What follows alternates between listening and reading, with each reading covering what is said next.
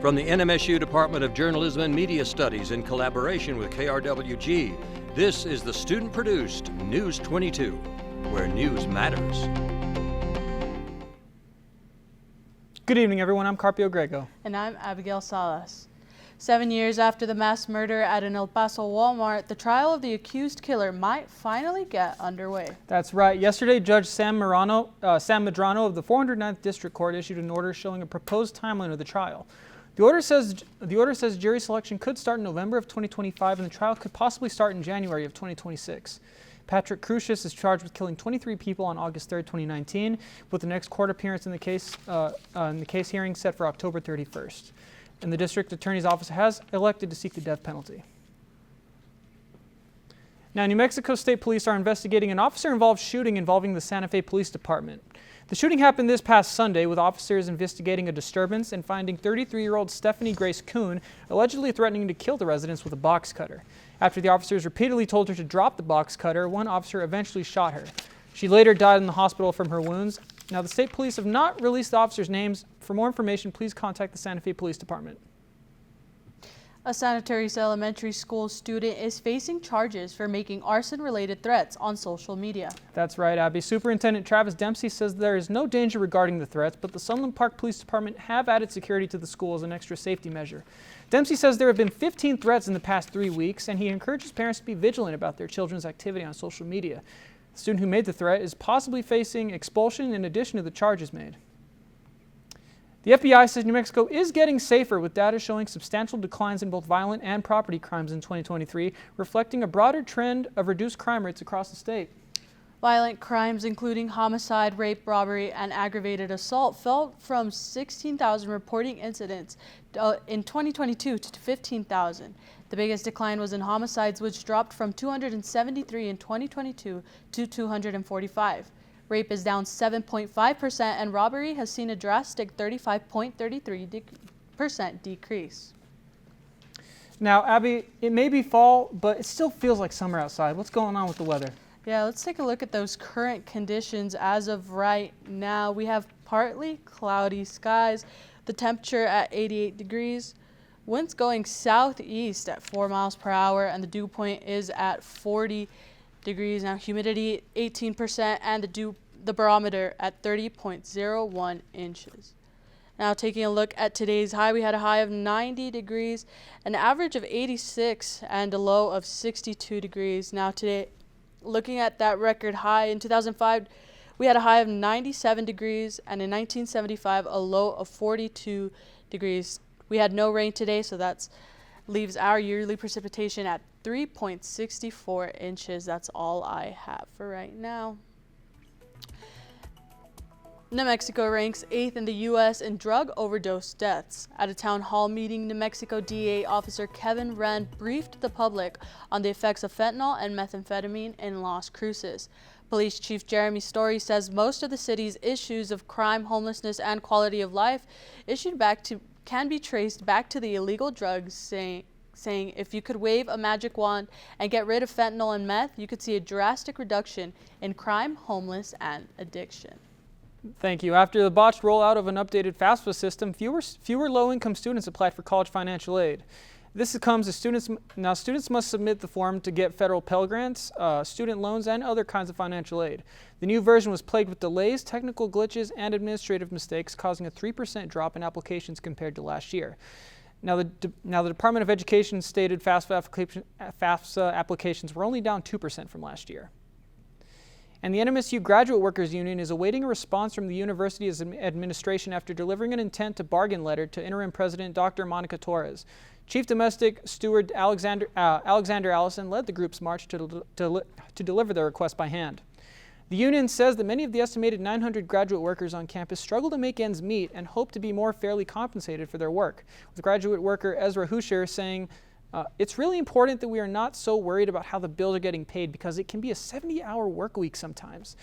Now, NMSU said in a statement that the university does value the work done by the grad students and does look forward to continuing collective bargaining talks.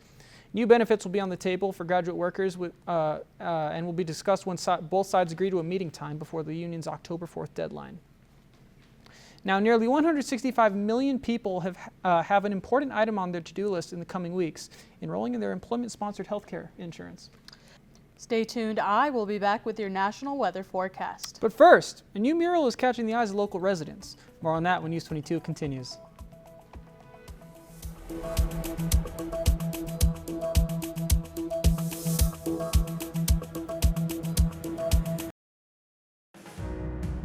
We're on the road again for another great season of the award-winning Weekends with Yankee. As always, we'll serve up mouth-watering dishes from the region's best chefs. Take you to fabulous locations off the beaten path. And lead you on adventures you won't want to miss. It's Weekends with Yankee, The ultimate insider's guide to New England. Saturday at 7:30 p.m. on KRWG-Public Media. This season on Fit to Stitch, we're going to fashion design school.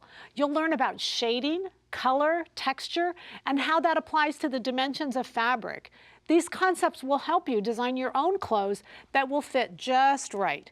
We'll even take a few field trips. When I went to design school, I was afraid I wouldn't get it. There were so many rules, so much to learn, but I did get it. And if I can do it, so can you. Tuesday at 2 p.m. on KRWG-Public Media.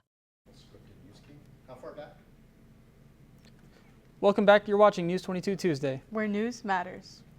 Doña Ana Community College is always working to help students and community members find resources so they can succeed.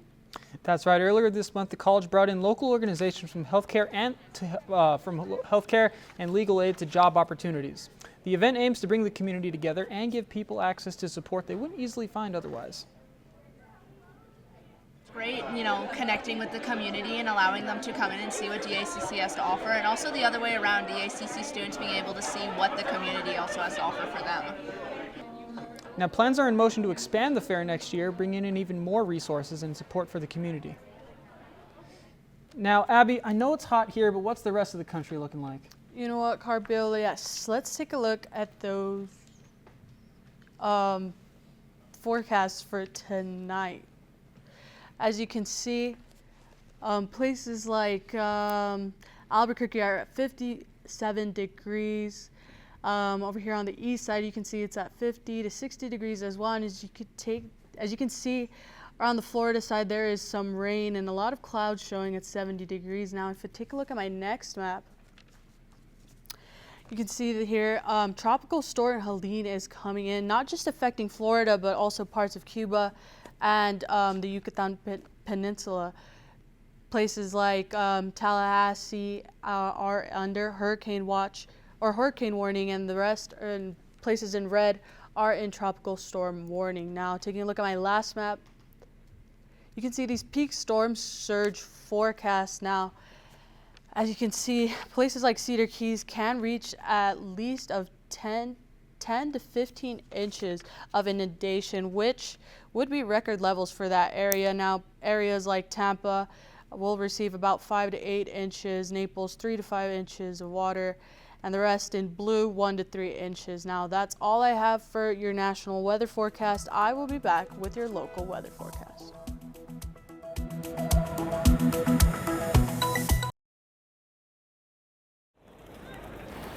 If you take a moment, you can see the world change. Massive attacks using missiles and drones. Stories that link all of us. Make sense of our lives. So we can move forward. Widening horizons. Friday at 11:30 p.m. on KRWG-Public. Having aired in the U.S. and internationally for over 3 decades, Wailana Yoga helped pioneer the modern-day yoga movement. With her clear and authentic instruction set against spectacular scenic backdrops and uplifting music, Wailana makes yoga easily accessible and enjoyable for people of all backgrounds and experience levels. Sunday morning at 6:30 on KRWG-Public Media. Welcome back. Let's take a look at that local weather forecast right now. As you can see, Farmington is at 82 degrees, Albuquerque 84, Gallup 77, Socorro 85, Roswell 89. Here in Las Cruces, we're seeing 88 degrees. And in Deming, we're seeing 89 degrees. Now tomorrow, Farmington will see 88 degrees, Clovis 83 degrees, Ruidoso 77 degrees, Roswell 89. Here in Las Cruces, we will see 93 degrees tomorrow and Deming 98. Now tonight in Alamogordo, they are seeing clear skies with a low of 58, and tomorrow clear skies as well with a high of 91 degrees. Taking it over to Truth or Consequences tonight, clear skies with a low of 56 degrees and sunny skies tomorrow with a high of 91. Now in Silver City tonight, they will have clear skies, low of 56 degrees, and tomorrow a high of 91 degrees with sunny skies. Now here in Las Cruces tonight, we will see a low of 62 degrees, no clouds in that sky, and tomorrow we will see sunny skies with a high of 93 degrees. That is all I have for weather. Thanks, Abby. Helpful as usual. Las Cruces residents are finding themselves stopping more often to take a look at the new mural down on Mesquite Street. The mural, painted by local university art student Citlali Delgado, shows 4 historic women with a message. The old adage that a woman's work is never done remains true today, regardless of class, culture, or creed. To galleries, exhibitions, and even protests, but I didn't start making my own artwork until COVID hit. So it was 2020, my junior year of high school, and that's when I really had the time to, be creative, and that's what really got me into it. It's like a chemical that cleans off the oil. And then this dispensary will remain a permanent fixture of the community, but also just one of many incredible pieces produced by Citlali. And Barbara Nikolaeva is next with sports. Thanks, guys. Coming up in sports, the Aggies got toasted this last weekend by Sam Houston. You can toss that remote because News 22 Sports is next.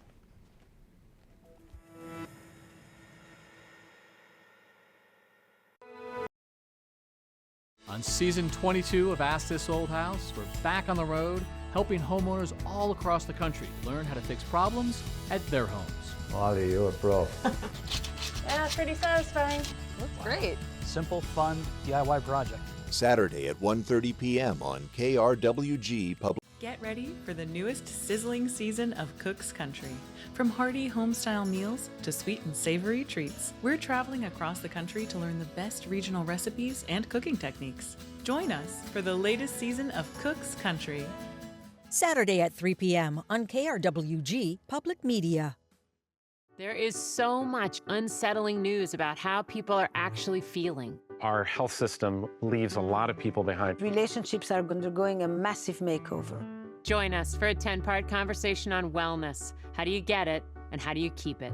Sunday morning at 10 on KRWG-Public Media. This is KRWG-TV News 22 Sports. For the win! He got it! Welcome back. I'm Varvara Nikolaeva, and let's talk sports. Aggie tennis are preparing for their next road trip to the Abilene Christian Invitational after a successful Aggie Invitational last Sunday.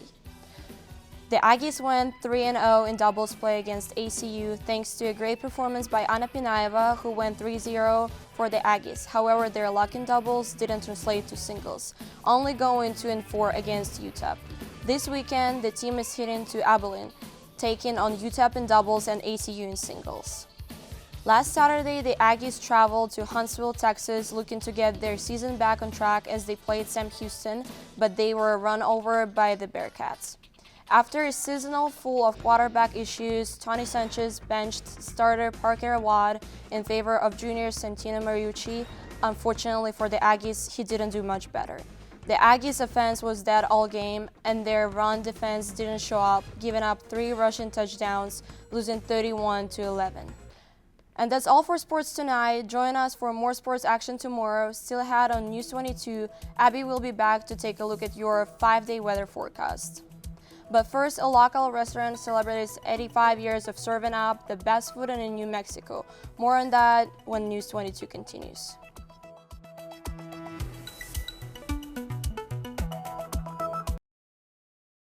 Everybody comes in curious about what they own. It's the human story of us. So we know that there's tons and tons of viewers that are going to be super excited for us to come. Come in with really personal stories. Your support brings Antiques Roadshow into your home each week. Call, text, or go online to give to this PBS station now. You're not going to find that anywhere else. That's only on PBS. Jay Schwanke's Life in Bloom returns for an all-new season on public television. Live a flower lifestyle and enhance your well-being with beautiful bouquets. Ideas for entertaining and crafting with flowers. There's even recipes and drinks with flowers. Join me and live the flower life every week on public television stations across the country. Saturday at 2 p.m. on KRWG-Public Media. Welcome back. Let's take a look at our top stories. Jury selection has begun for the trial in regards to the Walmart mass shooting back in 2019. The NMSU Grad Union is awaiting a response from the university's administration, and Doña Ana County Community College is working to help students and community members find resources so they can succeed. Now I know I love it, but La Posta de Mesilla is celebrating 85 years of serving New Mexican cuisine. Enjoying a variety of buffets ranging from desserts to sauces alongside with music and activities, guests can experience this restaurant as if it was their first time visiting. Founded in 1939, the restaurant is inviting around 300 guests to enjoy the typical dishes they serve, paying homage to the legacy the founder, Katie Griggs Camuñez. Again, we wouldn't be around for 85 years unless we had the support of this wonderful community, everybody in the Mesilla Valley, our friends in El Paso and our friends to the north. The other point that I think that we should share is we have a great staff, and we have had people who have worked with us for over 50 years. Posta de Mesilla will continue its celebration for the rest of this month. Now let's take a look at our 5-day weather forecast. As you can see, the rest of the week, pretty sunny tomorrow, mostly sunny skies, some clouds with a high of 93 degrees and a low of 62. Thursday, sunny, high of 91. Low of 63. On Friday, there is a warning. Just caution if you're going to be out there for a long time. High of 97 and low of 63. Now, Saturday and Sunday, highs in the 90s and lows in the 60s. Now, that's all I have for your forecast. Let's take it back. That's all I have for News 22. Tune in tomorrow night for more news. I'm Abigail Salas. And I'm Carpio Grego. And from everyone here at the News 22 team, we wish you a good night.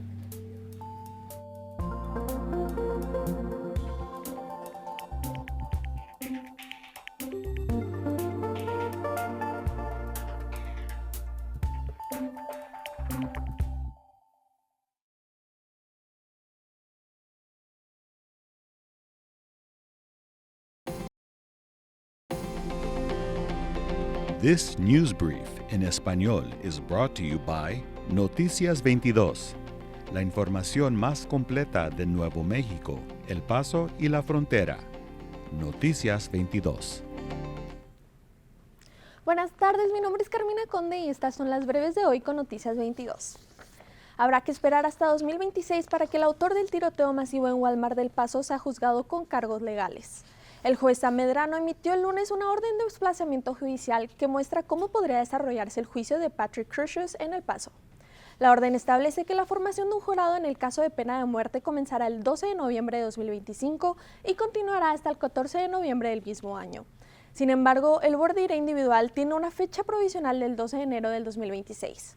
Cruces enfrenta en el Tribunal Estatal un cargo de agresión de múltiples personas y 22 cargos de asalto agravado con un arma mortal.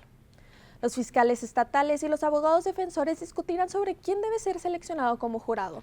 Sin embargo, será difícil encontrar una selección de jurado sin haber determinado ya la culpabilidad del autor de los disparos y la pena que debe recibir. El fiscal de distrito del Paso, Bill Hicks, solicita la pena de muerte para Cruces de los disparos. Esta es la primera vez que El Paso recibe un anuncio oficial de cuándo el pistolero podría ir a juicio por cargos estatales en relación con el tiroteo masivo que dejó de 23 muertos y docenas de heridos. La Policía Estatal de Nuevo México sigue investigando un tiroteo en el cual estuvo involucrado un oficial de Departamento de Policía de Santa Fe. El domingo por la mañana, oficiales de Santa Fe fueron enviados a una casa por un disturbio, donde un hombre de 33 años fue reportado armado con un cúter, con el cual estaba amenazando una víctima de la residencia.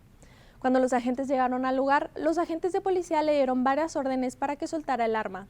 En ese momento, al menos un agente disparó su arma de servicio, alcanzando al hombre. Los agentes prestaron asistencia médica hasta que llegó la ambulancia y quedó fallecido. Eso ha sido todo por hoy. Muchísimas gracias por ver Noticias 22. Nos vemos hasta mañana.